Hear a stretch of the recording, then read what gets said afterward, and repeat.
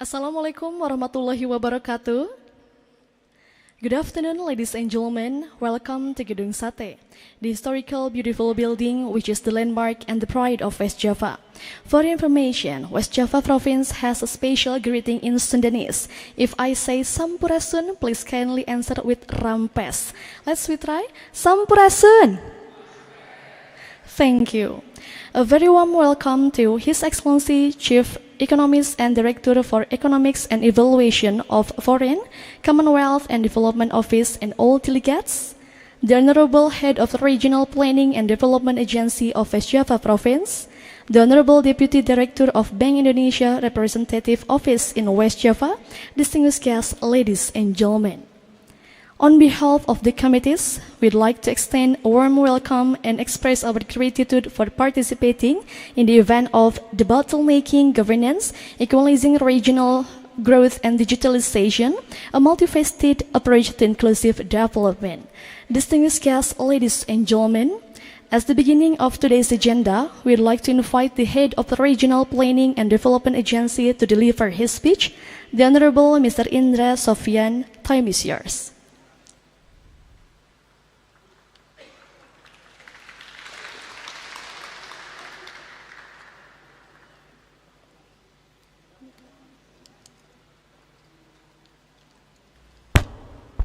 Oke. Bismillahirrahmanirrahim. Assalamualaikum warahmatullahi wabarakatuh. Sampurasun. Salam sejahtera bagi kita semua. Om Swastiastu, Namo Buddhaya, salam kebajikan. Good afternoon to all esteemed ladies and gentlemen. It is my honor to stand before you as of West Java Development. I'm a West Java Development Planning Agency. I extend a warm welcome to everyone gathered here at Gedung Sate. This is the historical building, I think, established in 1920. This is right, eh? 1920, right? And also especially our distinguished guest, Pak Professor Adnan Khan. Give clap from Pak, applause from Pak Adnan. He is Chief Economist and Director for Economics and Evaluation at the Foreign, Commonwealth and Development Office. Is it right? He's arrived in Monday, right? On Monday, and I think enjoy in Bandung, Pak. Of course, also as well as Bapak Erwin Gunawan Hutape, but represented by Pak Erwin, ya. Pak Erwin, Head of Bank Indonesia Representative Office for West Java. Your presence and support are invaluable in strengthening our collaboration. Thank you very much, Pak Erwin. Also, I express my deepest gratitude to representatives from various West Java provincial agencies. Thank you very much for my colleagues coming here. The British Embassy, one of them is my friend, Pak Bagus. And esteemed academics from our universities from joining us today. Where are you from academies? Oh, you? And another? Only you? Okay. As academic and our joining to us, your president is, of course, your president is the testament to our shared commitment to regional development. Distinguished ladies and gentlemen, the current state of West Java is challenges. I told to Pak Adnan before this event, and the opportunities that lie ahead. West Java is a vibrant province with a diverse population dominated by Generation Z. Where is the Generation Z? Raise your hand. Okay, and the millennial generation. It is a region of significant geographical and demographic aspect, with a land area of 3.6 million hectares and a sea area of 1.6 million hectares. Province has shown positive economic growth, exceeding the national average in 2022. However, we still face challenges such as a high unemployment rate and a Gini ratio figure that is the third highest in the country. We are also grappling with the implication of the relocation of the national capital to East Kalimantan. Looking ahead to 2045, we anticipate several challenges, including population growth, digitalizations, and the impact of high-tech innovation.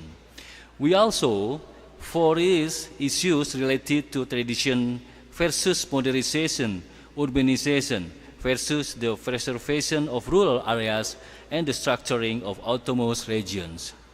Despite these challenges, West Java has numerous development opportunities.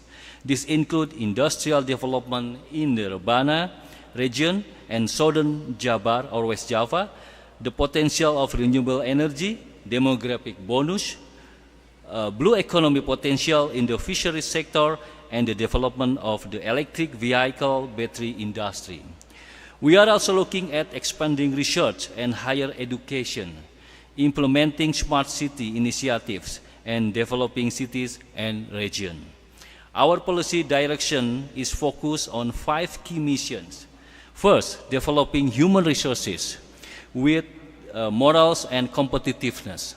Second, improving infrastructure quality and key services, realizing a sustainable environment, strengthening the quality and innovation-based governance, and the last is creating robust and inclusive economy.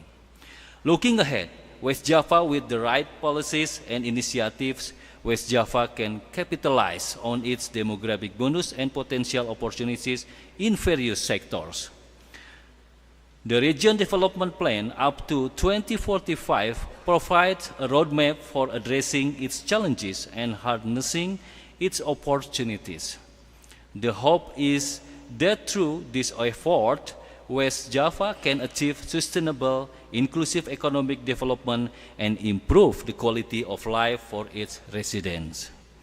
Distinguished ladies and gentlemen, in conclusion, I extend my sincere appreciation to everyone for your presence and contribution, and I trust that this event will enrich our knowledge and expertise, ultimately benefiting our beloved province. Let's harness this opportunity to deepen our understanding, forge stronger connection, and innovate for the future. Here's to a prosperous, interconnected, and vibrant West Java. Terima kasih. Billahi taufiq wal hidayah. Wassalamualaikum warahmatullahi wabarakatuh. Thank you very much. Waalaikumsalam warahmatullahi wabarakatuh. We'd like to say thank you, Mr. Indah Sofyan, for your speech. Well, distinguished guests, ladies and gentlemen, now we are going to witness speakers from the globe in Indonesia to share their presentation regarding this matter. In this special occasion, we'd like to invite the speakers to come forward. Professor Adnan Khan and Mr. Edwin Permadi, you may sit in the front. And please give applause for our speakers today.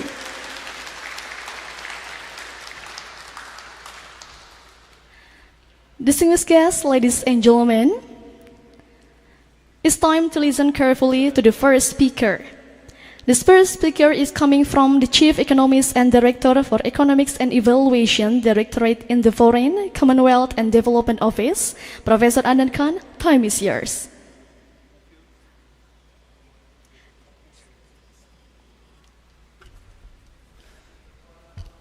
Assalamualaikum warahmatullahi wabarakatuh. Sampuran Sadayana. I'm pleased and delighted to be here. This is my first visit to Indonesia, but I made sure that I come to the most important city, Bandung, and in view of our long-standing collaboration with the West Java government, I made sure that I also come to Bandung and talk to West Java government to renew UK's long-standing positive collaboration, but also hopefully explore options to expand it. So I'm a professor. I can speak for very long, so I'll try to be brief. I'll just say 4 things and related to the topic. First, I'll try to hopefully give a structure on how to think about governance and development based on what I teach and what we practice in the UK. Secondly, I'll talk about decentralization and regional and local governments. Third, I'll say a few words about digitalization, the potential and how to make sure that we realize the potential of this agenda. Lastly, I'll also say something about investment flows and the potential to harness more resources, especially in West Java. But first, let me give more of a conceptual structure of how I think about linking governance and development. So the process of development that every country has gone through is never a static process, it's a dynamic process where there is a process of continuous development. And the way I think of it is roughly has 4 stages. So for each stage of development, so one of those stages is what I call problem identification and diagnostics. Identifying what the problems are and diagnosing the root causes of those problems. If there is less energy or there are power shortages, is that a demand side problem or a supply side problem? Okay, so economics gives us the toolkits to think about the diagnostics and the root causes of the problem, and we use data to unpack how big the problem is and how do we unpack what is the root cause of the problem. So that's the first stage. Then we think of what we call like prioritization, and what is described here is de-bottlenecking. We may not be able to address all the problems at the same time, so we need to prioritize. We need to prioritize what problems have the highest marginal returns, and what problems are more feasible to address. That comes from de-bottlenecking. Yes, we need to de-bottleneck what we call the binding constraints to growth and development. By binding constraints, we mean the constraints and the barriers that have the most impact on growth and development if addressed. Okay? And de-bottlenecking also means that we think about not just the technical solutions, but we also think about what is administratively possible and politically feasible. So that's also part of the de-bottlenecking process. Technically, what is the problem? What is the root cause of the problem? And what is the source of how big the problem is? How do we design a solution to address that problem? But also thinking about administrative feasibility and political feasibility. Okay? So in other words, de-bottlenecking means identifying problems, designing solutions that address those problems, but also thinking of administrative and political feasibility. And lastly, none of our solutions that we address are once for all time. Reality is often much stronger. We can address any public policy solution, but then whatever solution we adopt may not work for all times. The best designed solutions can often fail. So do we have an error correction mechanism? Do we learn from our mistakes? Even when we have successful solutions, they may not work after some time. A new problems may emerge. So do we have a process of what I call active learning or continuous learning, where we do not only propose solutions one time, but we have a continuous process. So this is what I teach in my classes also. I call it a process of smart policy design and implementation, SPDI, which is exactly these 4 stages that I described. Let me briefly mention those again. So problem identification and diagnostics to identify what the problems are, what the root causes of those problems are, using theory and data. Second, de-bottlenecking in the sense of like designing solutions that are not just technically right, but are also politically and administratively feasible. Third, implementing them and taking implementation constraints seriously. And lastly, a process of continuous learning and improvement where we learn from both our successes and failures and over a period of time. If you Google smart policy design and implementation, you'll find something. I'm also happy to share for people who are more interested in this. This is what I and my colleagues developed when we were at Harvard, and then I also started teaching at LSE. So enough of theory, enough of theoretical frameworks. I see a lot of students. I'm tempted, always tempted to say something about conceptual frameworks also. But this is how roughly the process of development looks like. This is how roughly UK developed. This is how also we work with many governments around the world to undertake the process of growth and development. And this is roughly what is happening in West Java also. So West Java today is very different from where it was earlier, and it is going through a continuous process of growth and development. At each stage of that process, there will be new problems. So how do we identify what those problems are? How do we identify the root causes of that problem, those problems? How do we prioritize? How do we think of the right solutions? But also political and administrative feasibility, implementation, and how do we engage in a process of continuous learning to make course corrections and to continuously improve our solutions. Let me say a word about maybe applying these concepts to a few concrete things that apply to West Java. And the first of that will be what here is described as regional growth, which is the agenda of also decentralization. Indonesia is a big country. It needs to have a decentralized setup. But why does decentralization work? I work as a research also, I work quite a lot. So decentralization works because local agents have more information about their problems and the solutions to those problems. They're also more responsive to the citizens. And they're also, in a democratic sense, decentralization and local democracy can strengthen national democracy. I have personally also researched this around the world and written about it, all of those issues in several papers. I will spare you the details. But for what it means for Indonesia is also what it means for UK. UK was a unitary country. It's a small country compared to Indonesia, both in terms of size of population but also area. But UK also discovered over time that we need to have regional growth. We also need to have decentralization.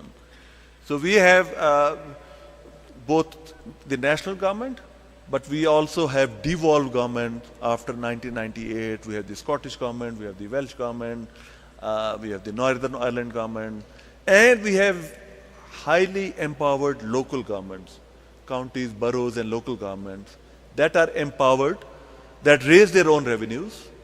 Yes, they get a lot of transfers, and they are closest to the people in the sense that they know the preferences of the people. They can design local solutions. And the central government is best fitted for solutions that can only work at the central level. Foreign policy, defense, security, all of them are better suited for a central government. But when it comes to education, local health, local services, it is local government. And then regional governments come in between. So that's the UK experience, and it has broadly worked very well. That's also our experience of supporting other countries. So UK has supported regional agenda in Africa, Asia, and many other parts of the world. That's why we're also very keen to support West Java government in its reform agenda in terms of local growth. In terms of making West Java not just equalized to say Jakarta and other regions, to become an engine of growth, so that growth doesn't happen just in the capital cities. Growth of different types happens, and this region becomes an engine of growth in other directions. And that's exactly what is happening. That's exactly what we in the UK are also supporting through knowledge sharing. We have many, many universities. Some of them are reflected here. Nottingham, Glasgow, City University, College of Glasgow, Lancaster, King's College. That's also what we are trying to do, help through our PACT program. So partnering accelerated climate transition. So how do we build infrastructure and transportation systems that are better able to deliver on both growth and climate change agenda? And that is something that is best had at the regional level and not just at the central level. So the agenda is not just regional growth. The agenda is not just equalization. Yes, that is part of the agenda, but all the agenda is also to provide services to the people, effective services to the people, to be more responsive to the people, but also to have West Java as the engine of growth in not just Indonesia, but in the rest of the region. So we have lots of experiences of our own that we are more than keen, more than happy to share and support. Enough on that. Let me come to the digitalization agenda. So development is a lot about connectivity. And that connectivity is both physical connectivity, but also other forms of connectivity. So physical connectivity, I came through the Whoosh train this morning. So I personally saw the transformative potential of connectivity and infrastructure. But connectivity goes more than just roads and trains. So in today's world, it's also about ideas, but it's also about the digital world. Technology today enables far more connectivity than otherwise was possible. So digitalization. So by the way, I teach many of the cases from Indonesia in my courses. So I mentioned regional growth. I teach the Kecamatan development program in my courses. So again, a great example from Indonesia. When I teach digitalization and governance, I teach Raskin program and how technology and digitalization was able to spread information about access to the program, increase access to the program, and reduce wastages basically. That's a great example that comes from Indonesia that shows the power of the program. So digitalization is important for many reasons. In sharing information, and as I said, that one of the best examples come from Indonesia, but also in terms of making people aware of the opportunities, in increasing the scale of the market. So that the scale of the market is not just limited to the physical size of the market. Sitting here, you can think about what is happening in Jakarta and the rest of the world. So you could provide digital services, you could provide all kinds of other things that are happening in many other countries in the world, and things that I've learned this morning is also like the aspiration of the West Java government. So digitalization as a means of not just sharing information, increasing access to information, but also increasing the scale of the market. It also has real implications in terms of labor markets. So people know of opportunities, they can go and have jobs over there, or people from Jakarta or other regions can come here and have jobs. But also in terms of labor market implications, increasing female labor force participation. So that's also an agenda that is made possible. And we have enough evidence from other countries that digitalization can effectively increase labor force, labor market integration, and people can aspire to role models. They can, children here can get more education, and females in particular, but everyone, especially females, can increase their participation in the labor market. That's happened in the rest of the world. I'm very pleased to see a lot of you here, and digitalization is a key part of that agenda. And UK is keen. This is what is happening exactly in the UK also. We get most of the government services through a digital hub. We access most of the market services also through digitally. And this is just the beginning of this approach. Our universities are also doing a lot in terms of understanding the potential of digitalization for development. We're more than happy to share our information, but also to learn from this information. And lastly, development happens where there are investment flows. That means foreign direct investment, but also domestic investment. And that happens when people spot opportunities. And part of that is connectivity. So both physical connectivity, but also digital connectivity, but also labor force, skills, quality of people who are working. It's also how public and private sectors work with each other in making more opportunities possible. That's exactly what we are trying to do in the UK. This is an ongoing, obviously, this is also a struggle that we are having in development and investment, not just being about government investment. In today's world, there are lots more private sector investment possible. City of London, we have a huge big stock exchange and huge big private market. And there are lots of experimentation and innovation going on in blended finance, in making, using limited government resources to leverage more resources from the private sector and the markets. That's exactly what West Java government needs, to leverage more resources, to encourage more private sector participation, both from this region and from the rest of the world, foreign direct investment, blended finance. Why blended finance? Because some part of concessional finance could help reduce risk for others, could also encourage more private sector participation. That's what we in the UK have done quite a lot. So we are some of the best global expertise for doing this lies in the city of London. We are very, very keen to share our knowledge, but also through knowledge sharing through our universities, but also in terms of our lessons. And we have not done everything perfectly, so we also learn from our mistakes. We are also happy to share our lessons, both from our successes as well as our failures, in terms of how best to encourage private sector investment, in terms of how best to use blended finance and new innovative sources of finance, which reduce market failures, which reduce the risk for private sector to come in. In other words, small amounts of concessional finance can encourage crowd in huge, big amounts of commercial finance. That's how we leverage small amounts of finance, concessional finance, either coming from government or donors or others, to encourage huge amounts of private sector flows. That's what is needed in West Java to transform it in line with the agenda to become an OECD country in 2045, which I'm sure will happen, inshallah will happen. But it requires a number of public policy interventions to do that. And we in the UK are keen to partner on this agenda on many fronts. Thank you very much. Thank you, Professor Adnan Khan, for your speech. Distinguished guests, ladies and gentlemen, now we are coming to the second speaker. It's coming from the Deputy Director of Bank Indonesia as the representative office in West Java. Mr. Edwin Permadi, time is yours.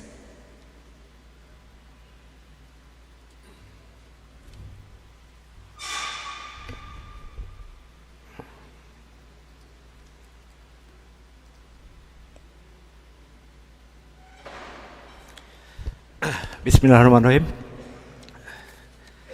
Assalamualaikum warahmatullahi wabarakatuh.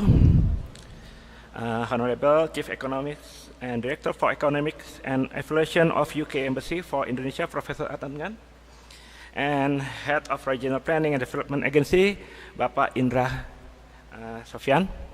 Selamat siang, Pak. Our fellow Head of Agencies, Sampurasun.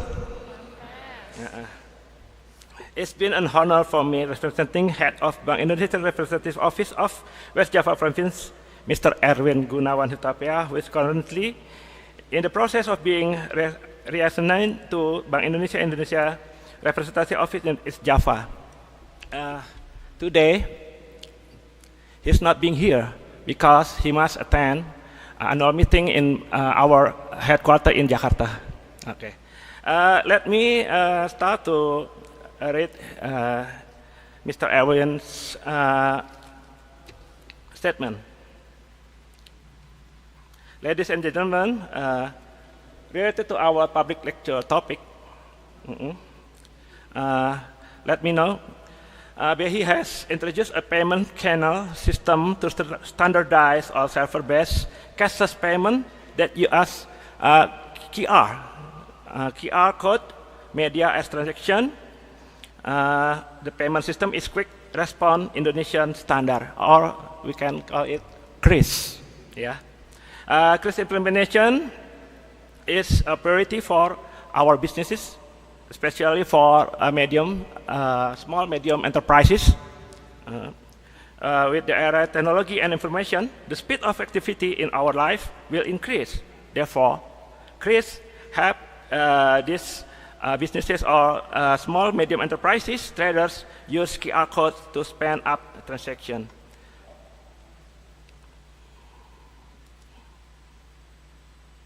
I would like to give report. CRIS transaction volume reached 1.6 billion transaction, yeah, which exceeded over the 1 billion transaction targeted in 2023. In West Java, we have 239 million transactions was achieved much faster than we anticipated. Ladies and gentlemen, Bank Indonesia continues to promote the use of QRIS as an official payment method in other Asian countries so that its central bank can standardize digital payment using digital financial applications such as mobile banking and e-wallet. 5 Asian countries, namely Indonesia, Singapore, Malaysia, Thailand, and the Philippines, have agreed to cooperate on Asian cross-border payment using QR code. In this cooperation, they decide to use QR code, fast payment data, RTGS, and local currency transaction as one of the payment method in the region.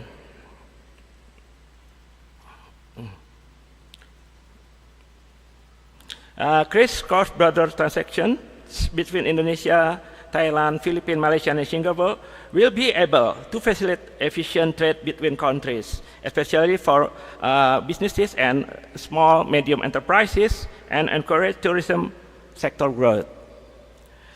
Easy and fast payment can increase trade and tourism in Asian region. For instance, Indonesia tourists don't need to have ringgit money when they make transition in Malaysia.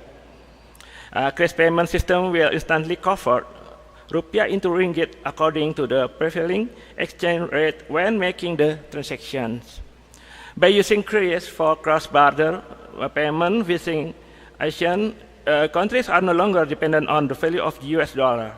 Moreover, cooperation among ASEAN countries is increasingly integrated and sustainable.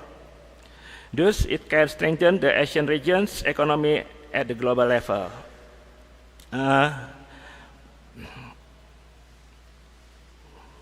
And next, my team, Harun Rashid, will deliver the Senate lecture. Please, time is yours. Thank you. Bismillahirrahmanirrahim. Assalamualaikum warahmatullahi wabarakatuh.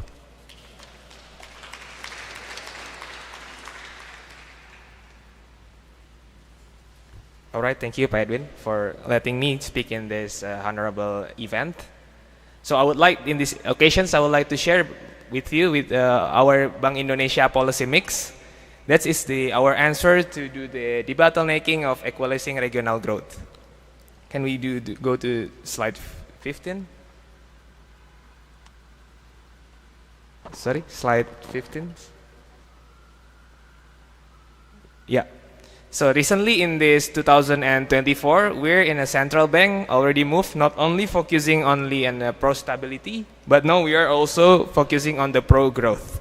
That's why it's really related with this theme of the event today. We are also doing the de-bottlenecking about the regional economic growth.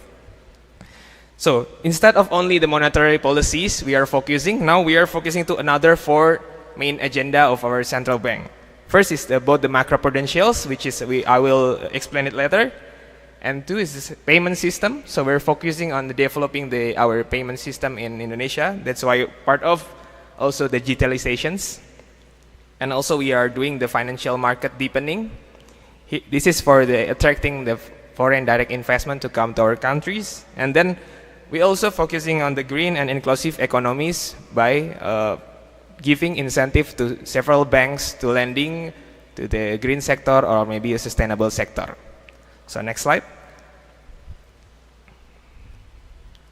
This is about the monetary policy. So basically we only before focusing only on the interest rate and others that only pro on the stability, but now we are also pro on the economic growth. In the monetary policy, we are aiming to targeting the inflations. Next year will be in the 2.5 plus minus. And then besides only determinations using the BI rates, we also maintaining it with the regional inflation control teams. So hand in hand with the provincial governments, we also do some collaborations to controlling all the price, foods and others. And second, we are also stabilizing rupiahs by mitigating global fluctuations by controlling the imported inflations.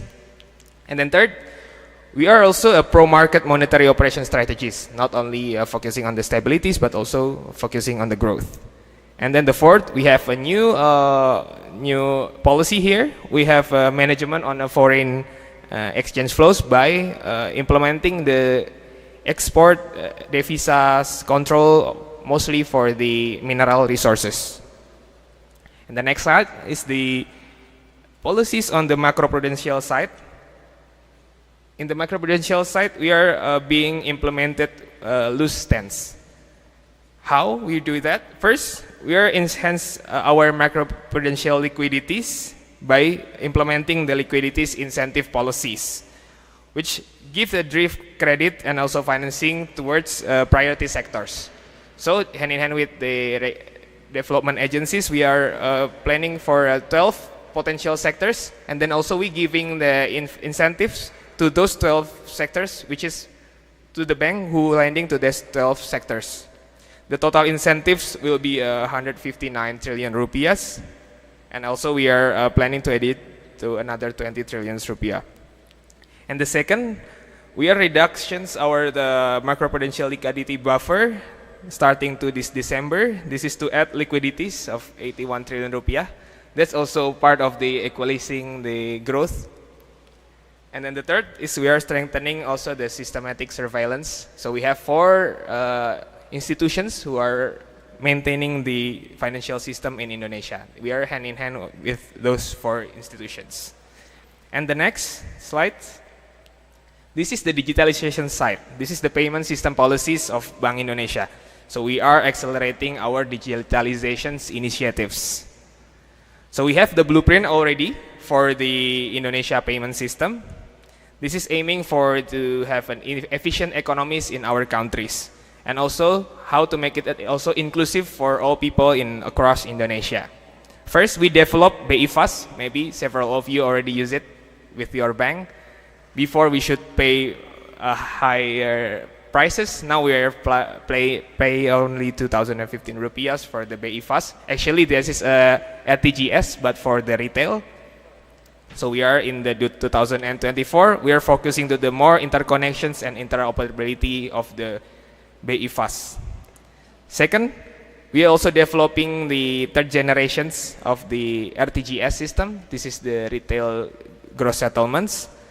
We are focusing on the modernizations of the system and also making it multi-currency.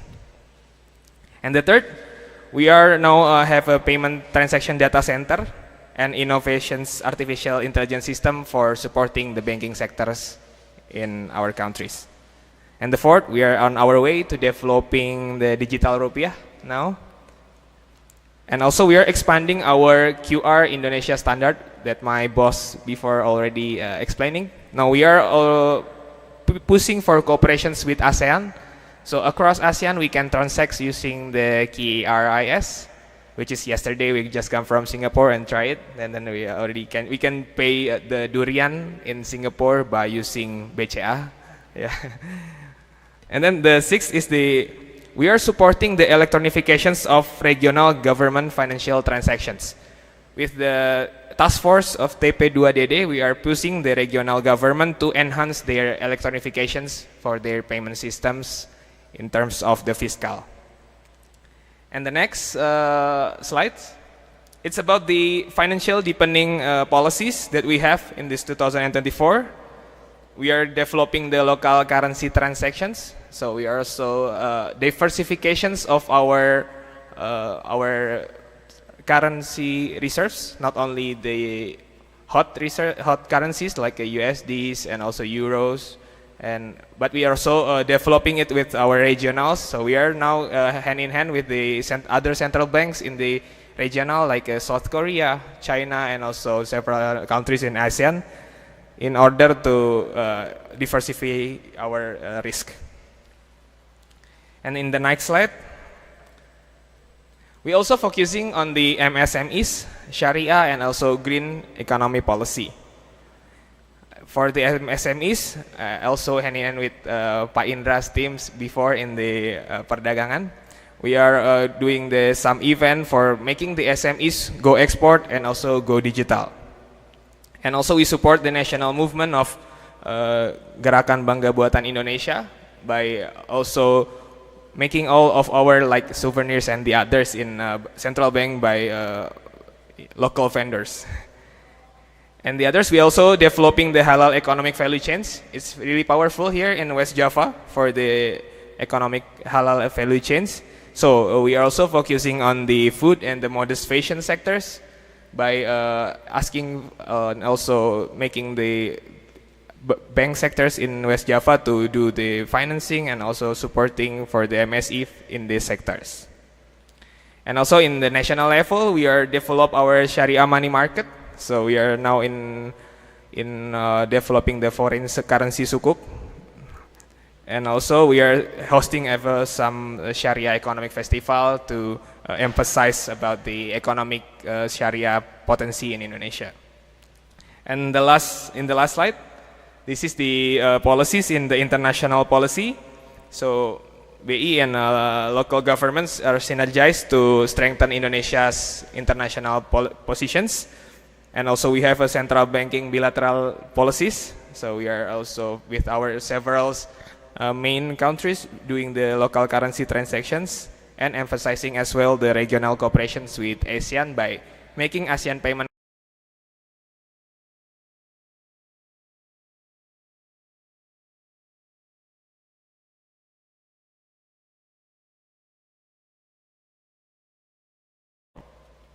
Maybe that's all my additions for the our policies in Bank Sentral regarding about the de-bottlenecking the governance, equalizations, regional growth, and also digitalizations.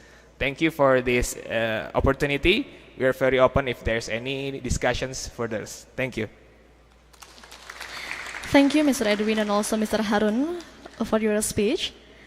Distinguished guests, ladies and gentlemen, we are coming to questions and answer session. And for those who want to ask, please feel free to raise your hand and also mention your name. And there are only one session, and the session is consisted maximum 3 questions. Anyone? Do you have any questions?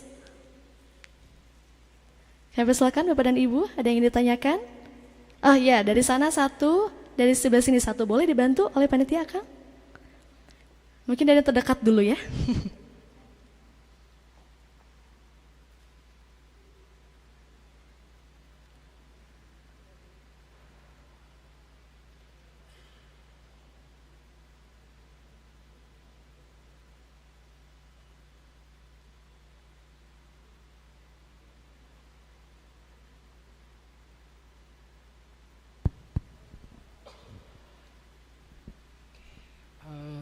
Okay, bismillahirrahmanirrahim.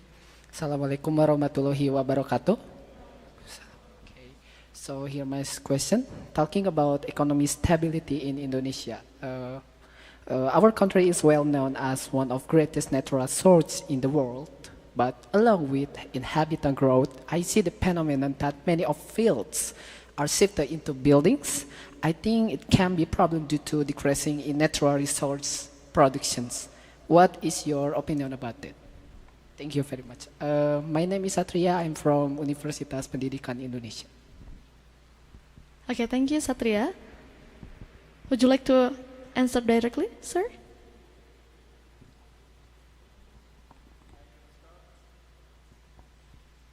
I can start. Can you hear me?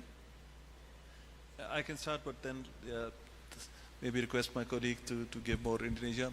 So natural resources, we know, can be a source of blessing, but also a curse in the world if you look into global development. And it all depends on the level of institutions and how carefully the country manages natural resources. So for countries in Africa and many other places that have not been able to build strong institutions, unfortunately natural resources prove more like a curse. But they prove like a blessing in places where there are better institutions. And the Indonesian story is a positive story. Indonesia is known throughout the world for its prudent, sensible macro management, macroeconomic policies over the past, especially since the Asian financial crisis, 1997, going through both the global financial crisis, but also the recent COVID. In other words, it's a positive story, and maybe my colleague can say more about that. I hope that story continues. But it's also the question of countries do not develop just on the basis of digging things from the ground and making money. Countries develop when they also do high value add, and basically the structure of the economy changes and it becomes more of a growing economy. And it doesn't necessarily mean in the same sectors or same minerals that are grown. So it's the overall value add in the economy. Sometimes it's in the same sector if we look into the experience of other countries. So Indonesia has the policy of downstreaming, which is to build more resilient supply chains in the country and to have more value add in the country. It makes a lot of sense for Indonesian growth and development, and given the very prudent macroeconomic policies pursued by Indonesia, it can do a lot of good to Indonesia. There are always challenges. In today's world, is changing quite a lot. There is lots of volatility in the world. Supply chains are also constantly being readjusted, so there are risks, there are resiliences. So how do we build those resilience in supply chains is again something which is not settled for one time, so it's an ongoing issue. And part of the purpose of my visit and with my colleagues here was also to talk to colleagues in the Indonesian government and private sector about supply chain resilience. How do we build more value add in supply chains, but also how do we build more resilient supply chain so that they are less, more resilient, better able to withstand shocks, and better able to take advantages of the opportunities that are coming in today's world. So let me stop here. Let me hand over to my colleague. Okay. Thank you. Okay, thank you for the question. Despite Indonesia seeing an increased growth of export of natural resources, the growth has not been accompanied by growth in devisa hasil ekspor. DHE, we call it DHE or foreign exchange profit from export. This is because exporters often choose to keep their DHE offshore. So, starting from when I just 2023, exporters of natural resources products, namely those generated from mining, plantation, forestry, and fishery businessmen, must place at least 30% of the profit generated by them from the export of the natural resources product in the country's financial system, in our banks in Indonesia. Okay. As I will discuss below, the government has adopted reward and punishment approach in regulation by introducing intensive incentive for exporters as well as sanction. Thank you. Okay, thank you, Satria. We hope that's all clear. Okay. Yeah, I think it's enough for the answer. Thank you very much. Thank you, Satria. Okay, another questions, please.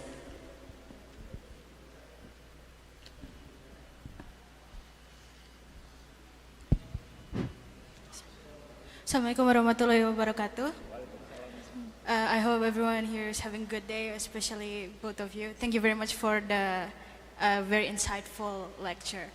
My name is Intan Anissa. I'm from Indonesian University of Education or Universitas Pendidikan Indonesia, and this is my question. We talk a lot about digitalization and, well, digital things in this lecture, but I did not hear a mention of e-waste. In case, do you know e-waste?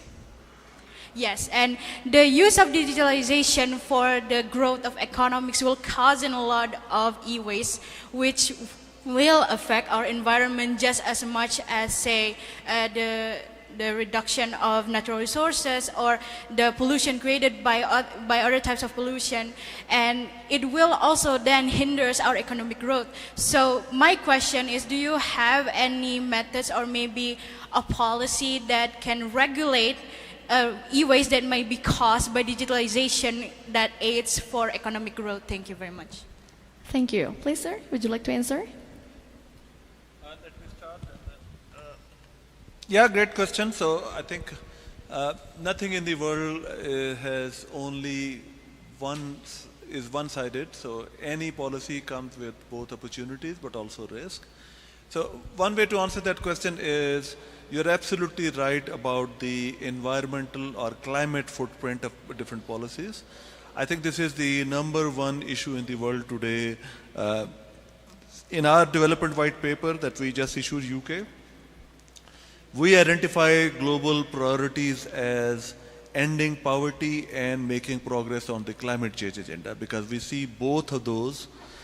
We don't see any trade-off. We don't see an option to do one versus the other, because both of those we see as extremely important, inevitable, indispensable for global green growth.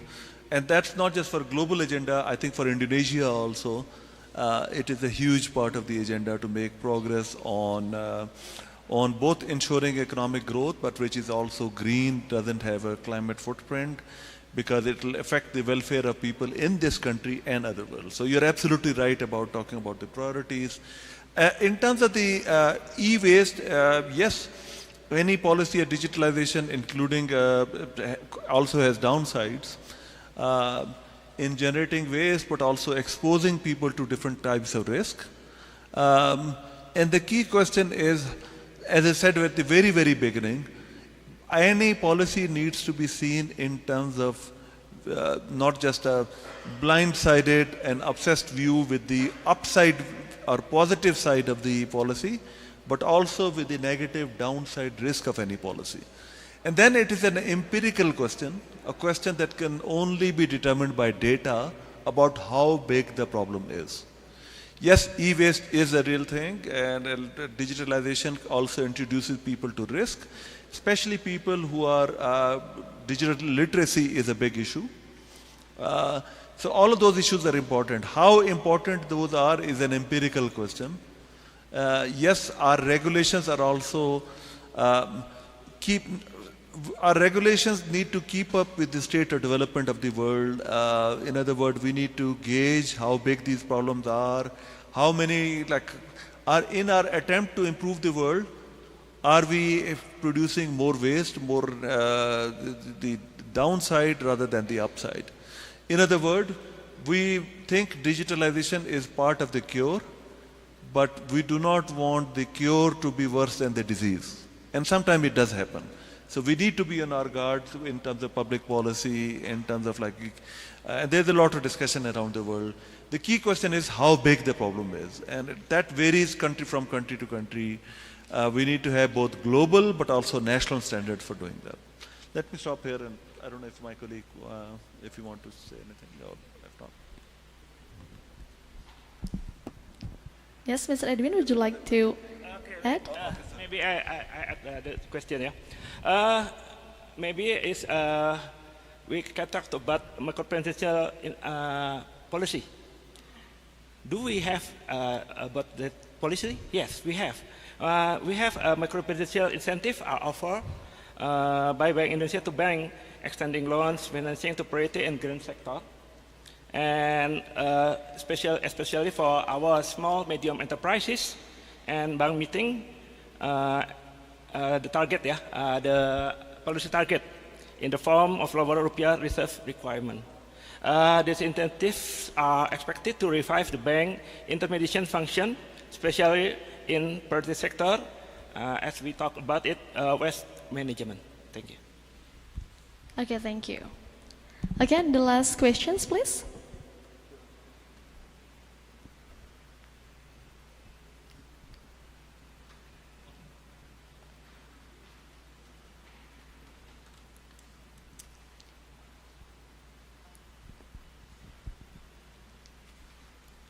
Okay, thank you very much for the chance. My name is. Thank you very much for the chance. My name is Heni Harawati. I'm from West Java government. My question is, West Java has the highest number of populations in Indonesia. So equalizing regional growth is one big concern. When we have this big population with many issues to be solved, like infrastructure, economic growth, and etc., what kind of tools or approach or technique you usually use to arrange the priority of the development, like what kind of approach you usually use to make the priority. Also about the decentralization, one interesting thing I found about decentralization and democratization is it's quite a bit complicated to regulate because each and every local government has their own authority, but it usually also comes with their own goals, objective, and different willingness. What do you think about it, Prof. Khan? Thank you very much.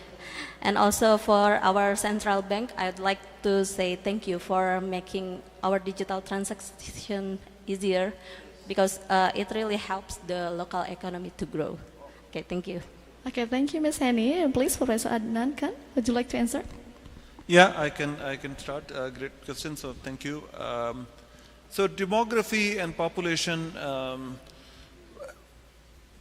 population can be a source of huge advantage and can be harnessed for welfare, for economic growth and development, provided we invest in the people, provided we give them opportunities for building their human capital through education, skill, provided we create a structure of the economy that gives them jobs and good jobs.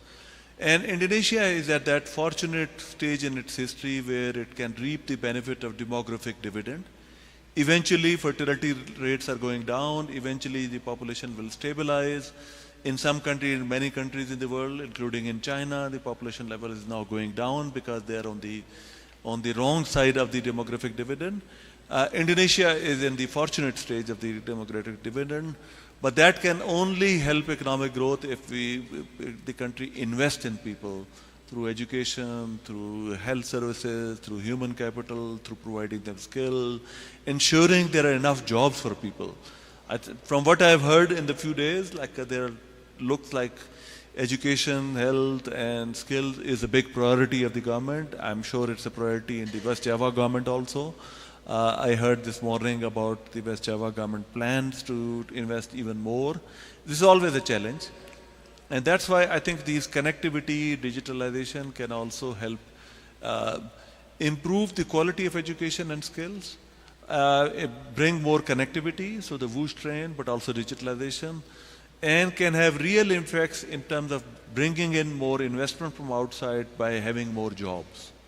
So all of those things, demography and population can be a big blessing, mashallah, but if it is with the right policies and with the right investment in human capital, that's also the UK story, that's also the story of many other countries.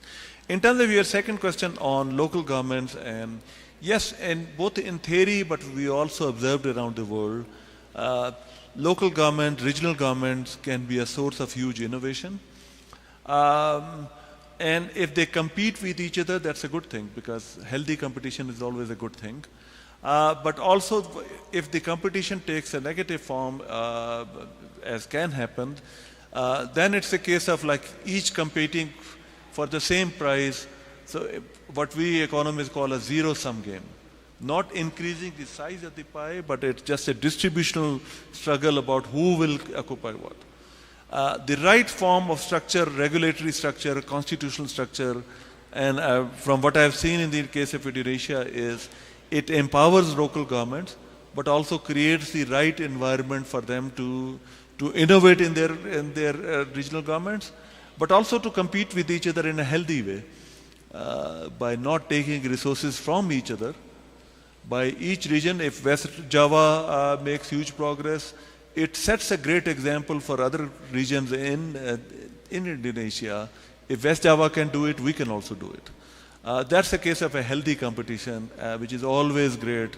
We have seen in the case of the UK, we have seen in the case of other countries also, healthy competition in regional and local government is a great source for strengthening democracy, for creating the right conditions for economic growth, for bringing firms in, but also boosting innovation. So some of those innovations are public sector innovations. If we have the only one player in the country, then the only source of innovation can be one player. If you have many players, many regional governments and municipal government, mayors and others, then you have many different sources of innovation. So in UK, we have when we went for decentralization, We had regional government, but also city government. The city government of London, the city where I live, went for many innovations. So congestion tax, the first example of congestion tax in the world. Many, many other examples of innovations that were then followed by the rest of the country, by the rest of the world also. So if you have the right environment, the right structure, it can promote healthy competition, that can boost innovation, that can boost more democratic accountability, and that can also boost economic growth and development. That seems to be the case in Indonesia, and I'm very glad to see this. Thank you. Okay.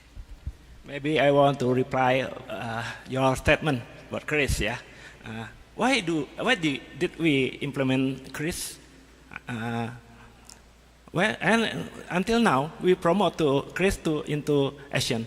Maybe I hope CRIS will be implemented in UK next time. Yeah. As you know, for your information, Indonesia has huge potential in the digital economy. According to economy data, the digital economy in Indonesia is expected to reach 130 billion US dollar by 2025. It is estimated that the digital economy in Indonesia will reach 77 billion US dollar by 2023. Over the past 5 years, the e-commerce industry in Indonesia has witnessed double-digit growth. It's a great opportunity for us, for citizens of West Java, because we have the largest population in Indonesia. Thank you. Okay, thank you. Mr. Henny, is that clear? Okay, thank you. Distinguished guests, ladies and gentlemen, because we are running out of the time, we think that a question and answer session for today is done. And the next speaker, or we'd like to listen the closing remarks that will be delivered by Mr. Ken Expectment through. Time is yours.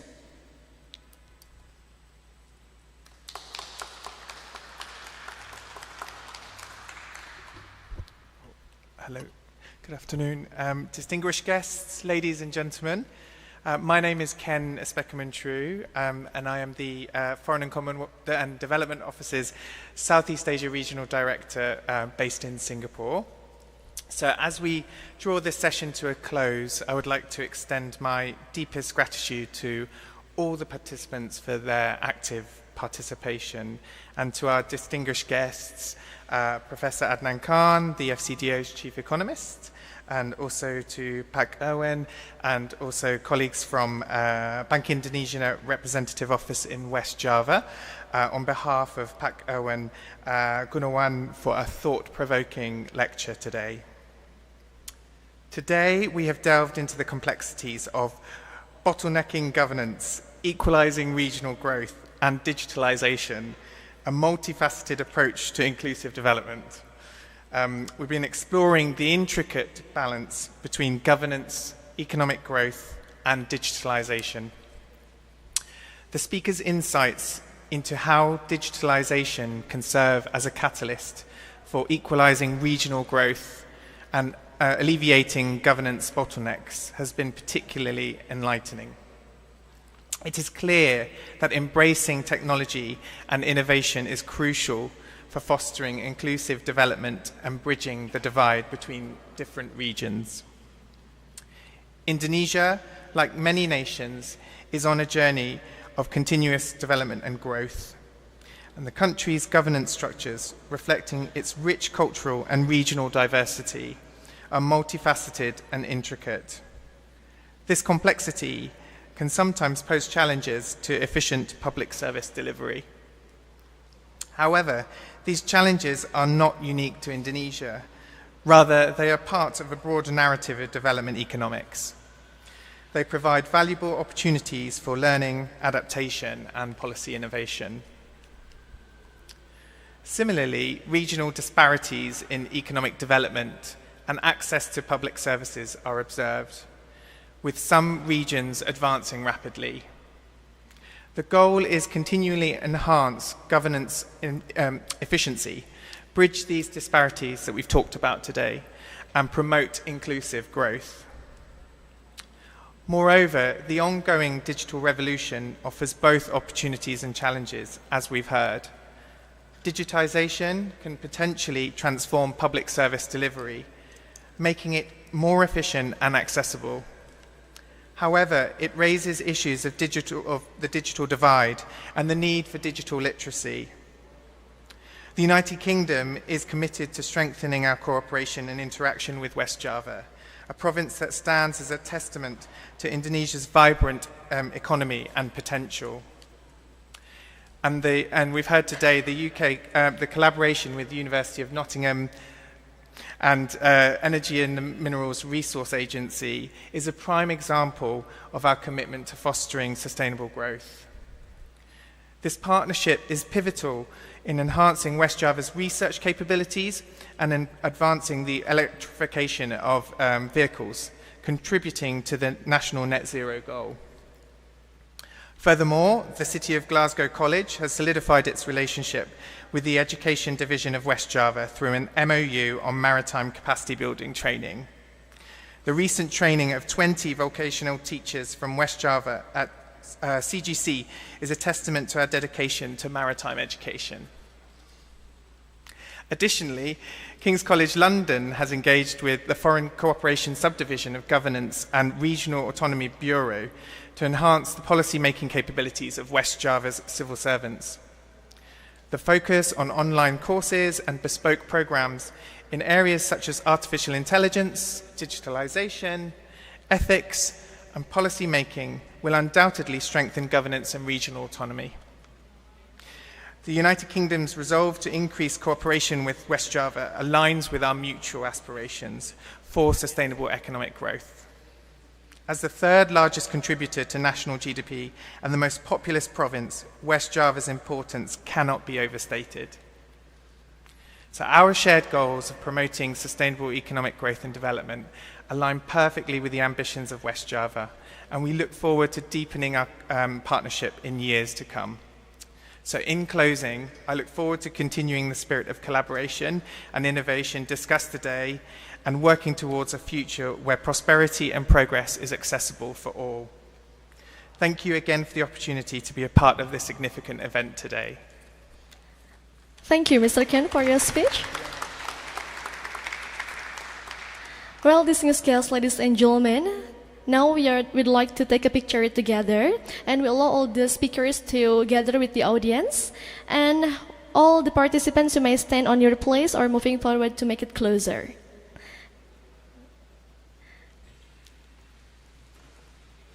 Ya, kami silakan Bapak dan Ibu untuk dapat berdiri di tempat masing-masing. Selanjutnya kita akan melaksanakan sesi foto bersama. Dan kepada seluruh fotografer, kami persilakan untuk dapat mengambil foto dari arah depan.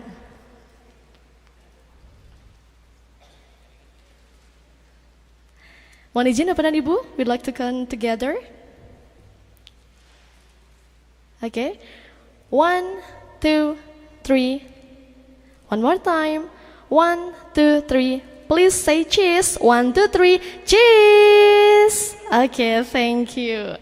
Distinguished guests, ladies and gentlemen, the beautiful series of activities that we did just now is the end of our session today, is the end of our togetherness today. Thank you for your kind attention. Enjoy your life. Stay healthy. Wassalamualaikum warahmatullahi wabarakatuh. Have a nice day.